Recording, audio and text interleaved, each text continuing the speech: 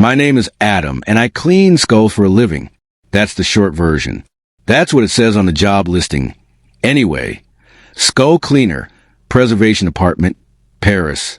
I saw it on a forum where people post about things like haunted tourism, abandoned castles, and occasional cult internship. It wasn't on LinkedIn. The long version takes a little more explaining. I didn't grow up thinking I'd end up here, but looking back, it probably should have been obvious. I was always more interested in the past than the present. Not in a nostalgic way, not the good old days. I mean the real past. Places where the walls are older than the language I'm speaking. Objects that outlast the people who made them. Stuff like that. I studied history at university. Graduated with a degree and a whole lot of student debt. The plan was to do something respectable. Teach, maybe, or work in a museum if I got lucky. But I had a bad habit of drifting. It had started in my freshman year. Maybe earlier, I'd get stuck in the deep end of the internet, reading strange threads at 3 a.m. about cursed houses, unmarked graves, the weird side of city planning, places that don't show up on maps. I joined the paranormal research club halfway through my first year back, partly because someone handed me a flyer shaped like a coffin, and partly because I had nothing better to do on Thursday nights. The club wasn't exactly active. A handful of us met in the basement of the student union and shared links, watched low-budget documentaries, or printed out blurry photos of things we found online. Someone brought a Ouija board once. It didn't work. Mostly, it was just sitting around with people who liked the same kind of weird I did. Somewhere along the way, I stopped going to class as much and started reading more about things that didn't show up on exams. Bone churches in Eastern Europe. Archaeological sites that got shut down with no explanation. Occult symbols etched into public infrastructure. I wrote a final paper on the use of human remains in historical architecture and got a polite email from my professor that said, "Disturbing but well cited." After graduation, I applied for the usual jobs. Nothing stuck. No callbacks or interviews. I figured it was a common kind of suffering, considering the fact that my friends were finding it really hard to get a job too. The only thing that felt real was the forum, the one for haunted tourism jobs. It started as a joke, I think, but people posted real listings. Niche stuff, graveyard security, night shift museum watch, personal assistant to an energy healer on a mountain in Norway. Then I saw the one for Paris. Skull cleaner. No description, no contact name. Just an address, a time slot, and one instruction. Bring gloves. I booked the cheapest one-way flight I could find. I didn't tell anyone. I didn't really have anyone to tell. A few old classmates I hadn't messaged in a year. Some people from the club who still posted links once in a while. My parents assumed I was teaching overseas, and I didn't have a heart to correct them. I showed up at the address, a side entrance near the edge of the city, and gave my name to a man in an orange vest who didn't look up from his clipboard. He pointed to a locked gate, buzzed it open, and that was it. I was in. So now I live in Paris. Technically, my apartment is a 10-minute walk from the entrance, above a shuttered bakery that smells like stone and burnt sugar. My job is to keep the bones clean, dust them, check for mold, report damage. I have a cart. I have a logbook. I have a brush set designed for marble restoration that I use on femurs. It's not what I planned, but it makes sense. In its own way, it makes more sense than anything else I've done. I met Lena on my second week. Management said we'd be working together for the night shifts. They didn't ask.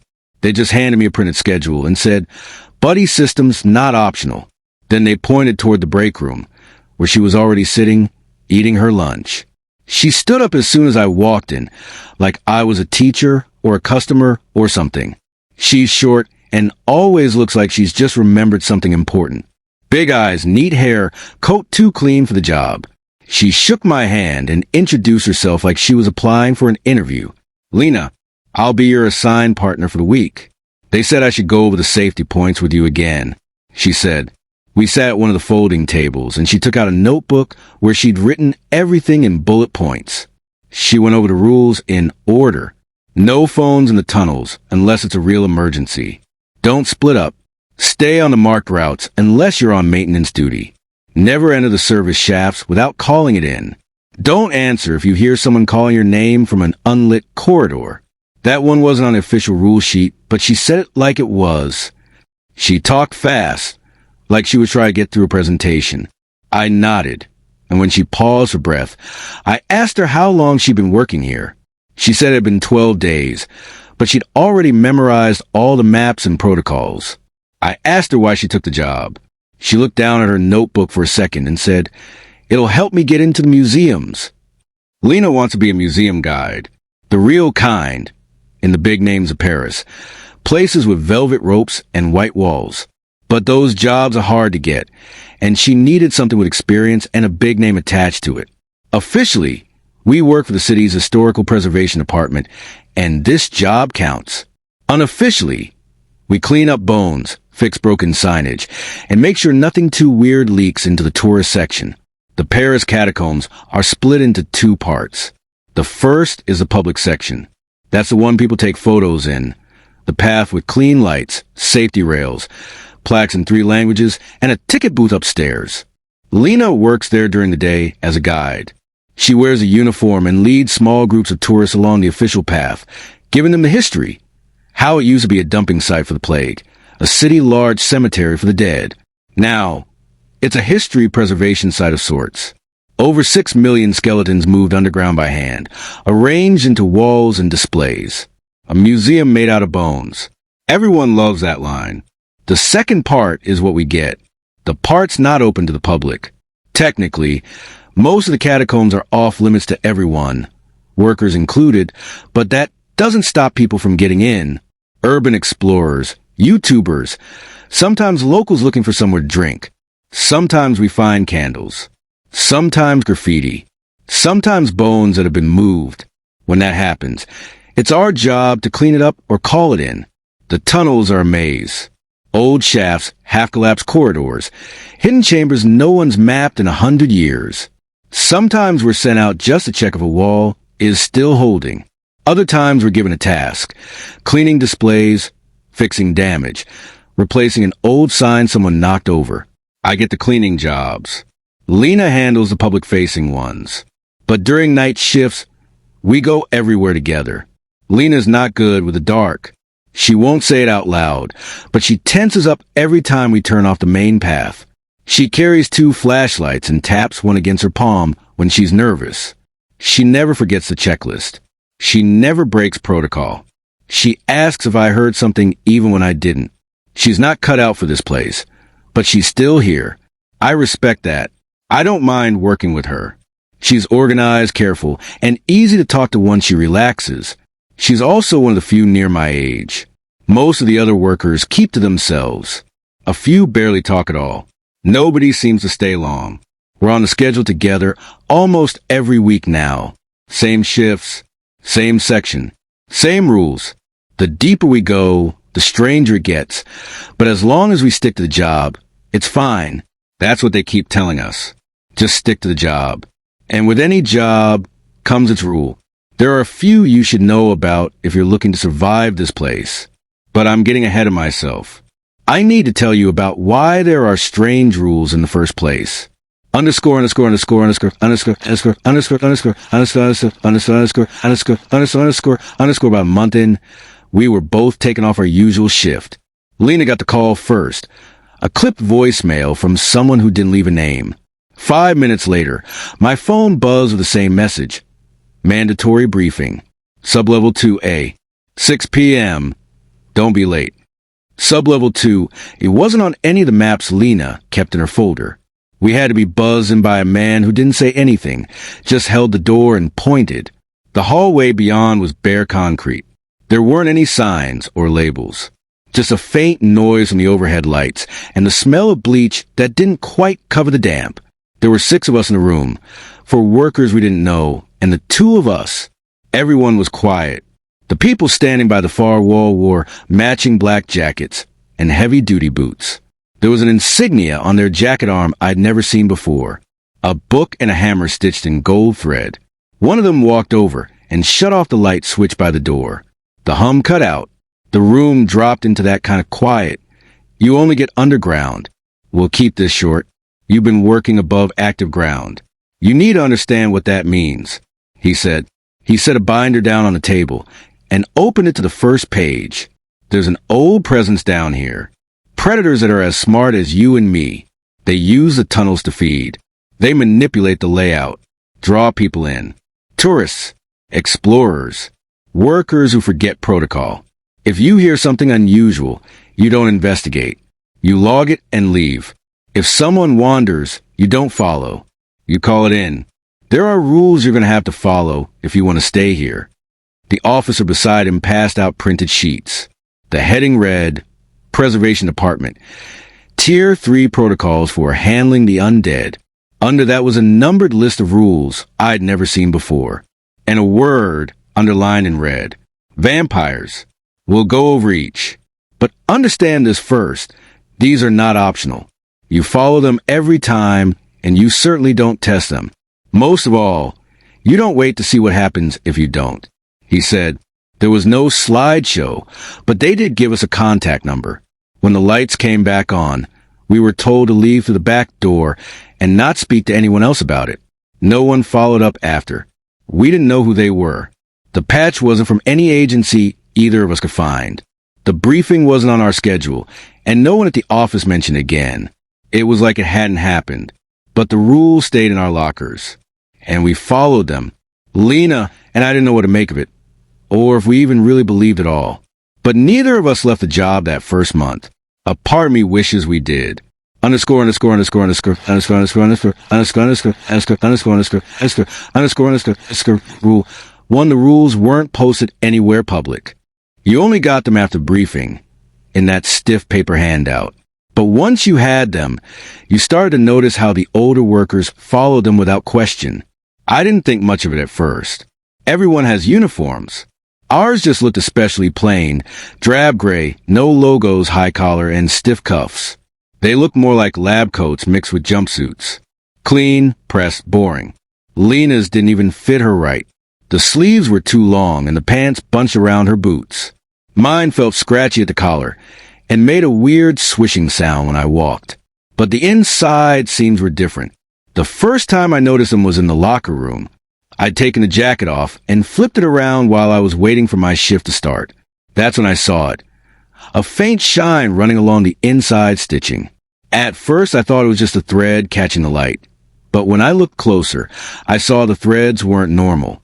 They were metallic. Real metal. Worked into the fabric in tight loops and angles. I asked one of the older guys, Gerard, I think, if his jacket had the same thing. He didn't even look up from lacing his boots. Just nodded and said, silver weave keeps you safe. That was the whole explanation. Later, I looked at the hem of my pants and saw the same thing.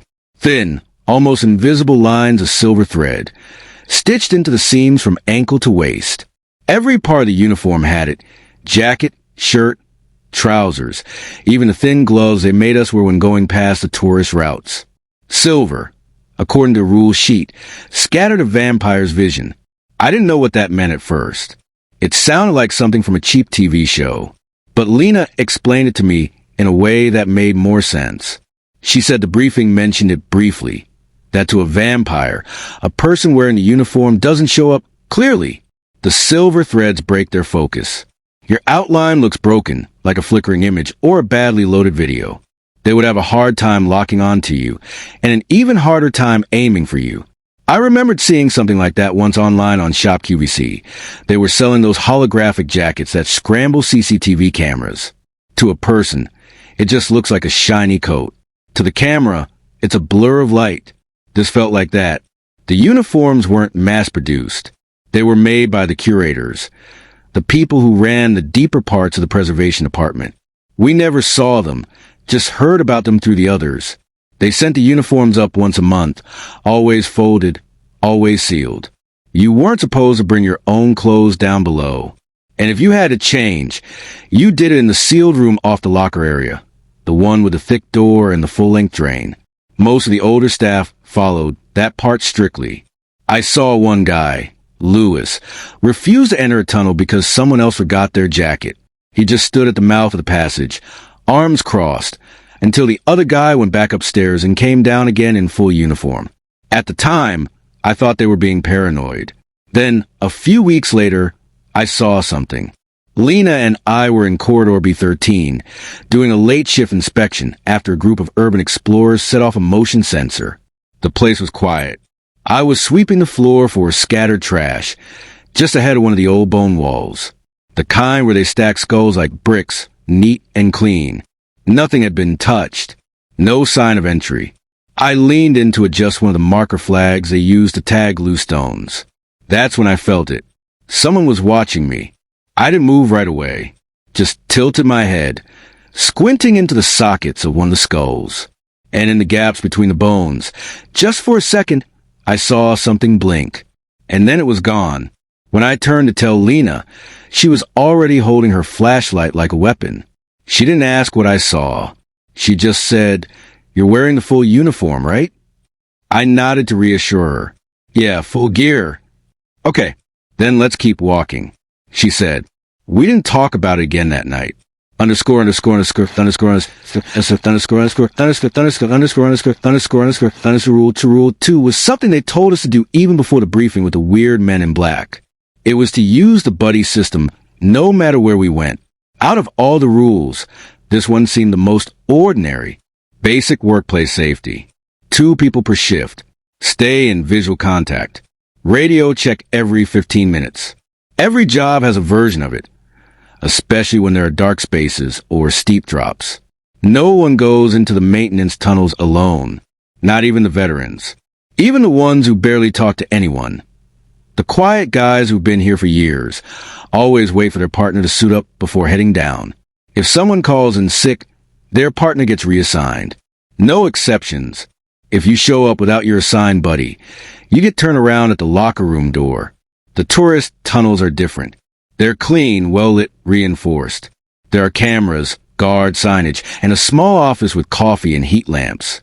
You can walk them without thinking. Lena knows every step by memory. She could give a tour with her eyes closed. But the tourist section only makes up a tiny part of the full structure. The rest, everything that isn't lit or labeled or on a brochure, is our job. That's the part where the walls sweat, where the floor dips and swells, where nothing echoes the way it should. They call them maintenance tunnels, but that's generous. Most of them were never meant to be walked through. Narrow mining veins. Cross tunnels carved in the 1700s. Hand-chiseled routes from when the city was still stacking bones by candlelight. You can't see the end of them. Some slant so steep you have to crawl.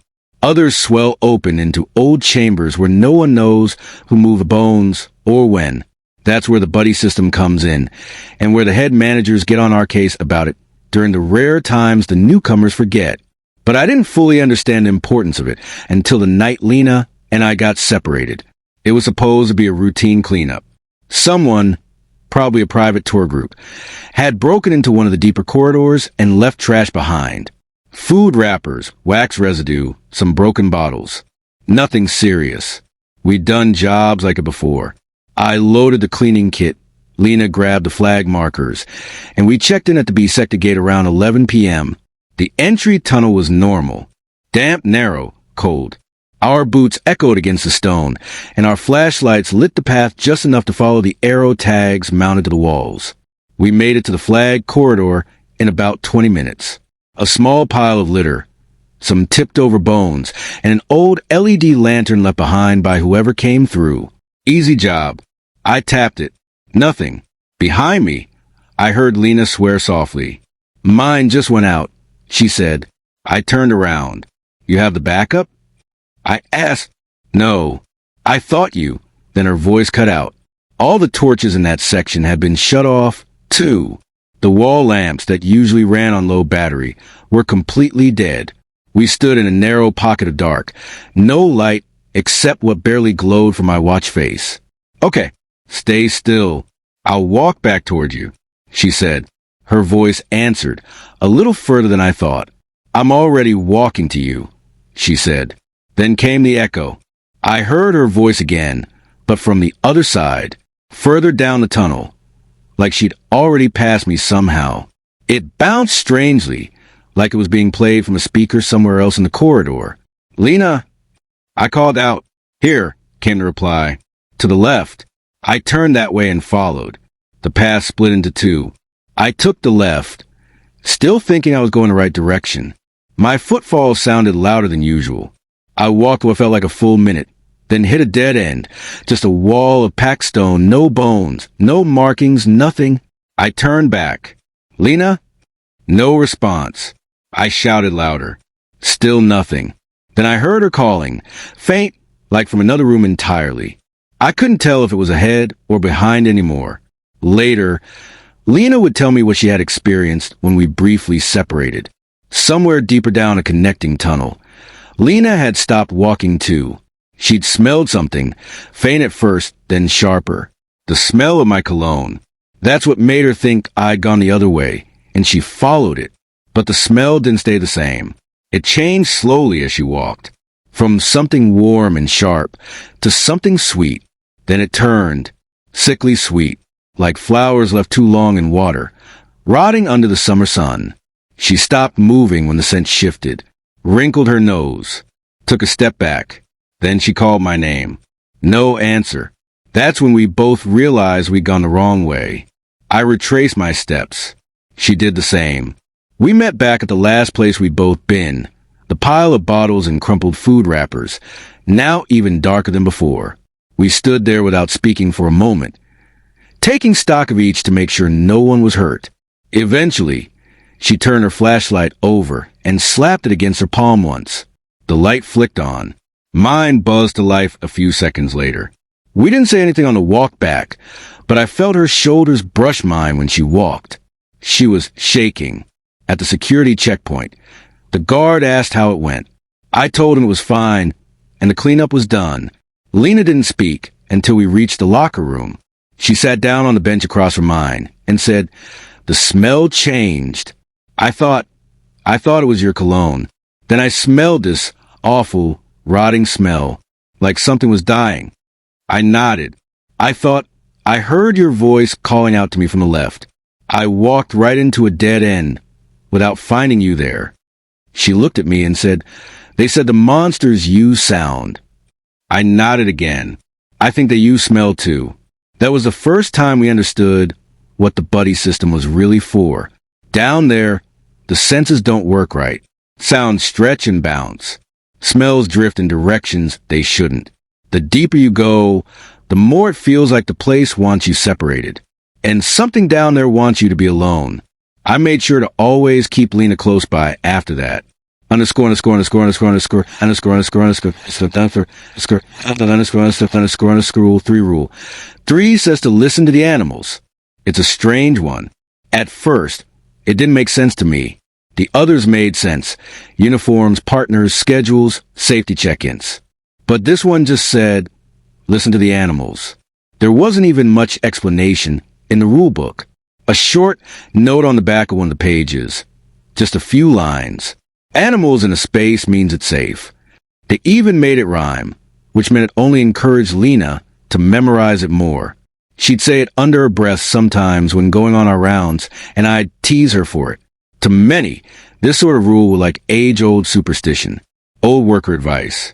One of those things passed down without logic, like holding your breath past a graveyard or not stepping over certain thresholds. It'll feel like that until you start noticing the animals yourself. There were stray cats that wandered the upper levels of the catacombs, mostly in the tourist sections. You'd see them slipping through the gaps in stone, tails up, vanishing between display walls without ever making a sound. Some of them had names. Lena kept a list in her notebook and liked to say hello when she spotted one. They always looked healthy, well-fed, like the catacombs took care of them. Dogs showed up sometimes, too. The older crew let them follow along during inspections. Nobody owned them, but they always came back. They never barked or growled, but they watched everything. Whenever we ran into one, it felt like a small gift. What can I say? I'm a dog person. Even when they showed up in odd places, behind an old door or waiting beside a loose pile of bricks, we were glad to see them. Further in, we started seeing bats, usually in the deeper maintenance levels, near the wide chambers with high ceilings. They didn't bother us. Lena didn't like them much, but she knew better than complain. If bats were roosting there, it meant something important. The tunnel was still safe. I even saw a mole once. Just a quick blur of movement between cracks in a low wall, gone almost as soon as I noticed it. As long as the animals are near, you're not in the worst of it yet. That's the way it works down here. You can get lost, you can lose a map or your flashlight or your sense of direction. But if a cat brushes past your leg or a bat flaps overhead, you can take a breath and keep going.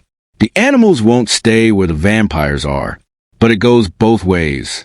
The week I finally understood the rule, I wasn't even on shift. I was in the break room upstairs. Just finished a tunnel pass with Lena. Nothing out of the ordinary. I was halfway through a cup of vending machine coffee, sandwich in my hand, gear already put away. I was sitting with a group of other guys talking about tennis matches. Then the door opened hard, and someone came in crying. It was Jen, a new tour guide who'd started about a week after me. She was one of those people who always smiled, the type who brings her own flashlight, even when she's not required to. She'd mentioned to me once that she wanted to become a preservation lead. She liked the quiet of the tunnels. She didn't say a word as she walked in, just stood by the door, shaking, and then leaned against the wall like her legs couldn't carry her anymore. One of the veterans, Bernard, I think, got up without asking and went over to her. A few of us came closer when the first tears fell. I listened as she finally started to talk, in short bursts between breaths. She said she found a cat, down near one of the tourist exits, lying perfectly still in the center of a narrow passage, half hidden between two display walls. The body was intact. Its eyes were wide open and the fur was clean. Then she said it felt cold when she touched it. She said the cat felt empty, like all the life had been vacuumed out. And that's when she noticed the markings on the neck and the slow pooling of blood beneath it the longer she stayed. Jen said she didn't stay there. She turned back the second she noticed something was wrong. But not before she saw it. Something dragging the cat's body away with a pale hand and long claws. She watched as the blood streaked across the floor. Then she ran. The veterans nodded and sat with her, and her supervisor asked why she hadn't been with her assigned partner. Lena rubbed her back as she cried. Later, I found the rule sheet again and reread that line. When an animal corpse appears, it means a vampire den is near. I started keeping treats in my pack after that, passing them out to any cat or dog I'd pass by in the tunnels. They seem to protect us somehow, and I now try to return the favor. Underscore underscore underscore underscore underscore underscore underscore underscore underscore underscore underscore underscore underscore underscore underscore underscore rule for is don't get bitten. It sounds obvious. You'd think it wouldn't need to be said. But in the catacombs, getting bitten doesn't mean what people think it means. You don't turn into a vampire. You don't rise again with fangs and a long coat. You turn into something else entirely, something the older workers call a spawn. They don't talk about it much. I only knew the word because it was written in the last few pages of the emergency manual. A spawn is what's left after the vampires bite you and take what they need. It's not death. Not quite. Your body keeps moving, but not under your own control. Your thoughts go quiet. Your voice is gone. Your muscles stiffen, your mouth slackens, and your eyes stop seeing the way they used to. A spawn is a walking corpse with just enough brain left to follow commands. They don't speak, hesitate, but they suffer. They do what the vampires want them to do. Chase, drag, guard, warn. They're dangerous and have a deep-seated hatred for the humans who get to live in the light where they once stood. Most of the time, you don't see them. The job avoids contact like the plague. But sometimes, a spawn shows up after something goes wrong. One day, a kid went missing. Oliver Jones, 7 years old, and last seen wearing a red jacket with a Toy Story character on it.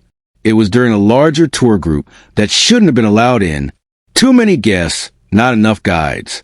We're not supposed to exceed capacity, but it happens. A school group came through late, and the manager let them squeeze onto a guided route to avoid complaints. It was already packed when they started the walkthrough. Lena was on that shift during the day. I wasn't. I was in the back corridor, cataloging equipment in preparation for my night shift. But the news spread fast. A child had slipped away during the tour. 7 years old. Red jacket. The group didn't notice until the end. when they lined up for the exit count and came up short by one. Missing kids aren't common, but they're taken seriously. The Bureau gets called. Areas locked down. Radio traffic increases. We're trained for it. But Lena didn't wait for orders. She went in on her own. Said she thought she saw the kid earlier, trailing behind the others. Said she might know where he wandered, and would just be 5 minutes. She took her flashlight and a single-use map printout and entered the southern tunnel wing. Her radio cut out not long after that. I grabbed my gear and followed. Buddy system. It doesn't stop being important just because things go bad. The tunnel she entered was part of a newer maintenance stretch, built in the 1940s but never finished. It ran in straight lines with narrow offshoots and sudden dead ends. The walls were uneven and the ceiling sagged in places. It wasn't a place anyone was supposed to be alone. I moved slowly, calling her name every few feet. No answer. I followed the orange rope she'd unspooled behind her, a common trick we use when venturing off-route. One long rope, tied to a hook near the last known save point. 15 minutes in, I heard something ahead.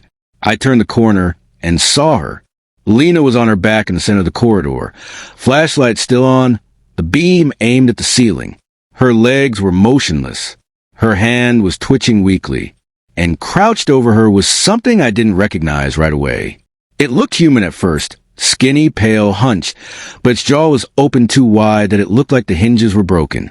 Its hands were planted on either side of her, and its head jerked toward her throat. I didn't think.